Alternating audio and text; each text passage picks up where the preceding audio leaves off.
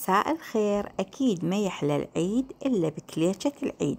تعالوا شوفوا طريقتي. كليشتي تطلع هشة وطرية، وأطيب كليشة تطلع تخبل.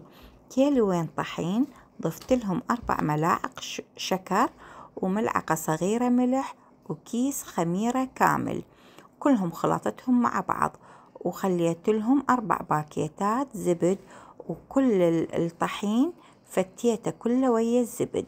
بقيت أفت بيه تقريبا 10 دقايق إلى أن كل الطحين تغمس بالزبد، وحسيتها بعد تحتاج ضفت لها هم دهن.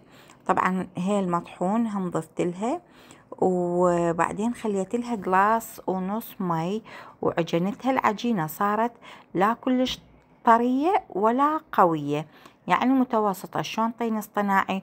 وخليت لها ساعة ونص خليتها تختمر، ما ارتفعت ولا نفخت، لكن طلع بيها مثل النقط بيض، عرفتها اختمرت. بعدين قعدنا لفيناها وشويناها، طلعت تخبل تذوب بالحلق ولا أروع. علينا وعليكم بالعافية، وكل عام وانتم بخير.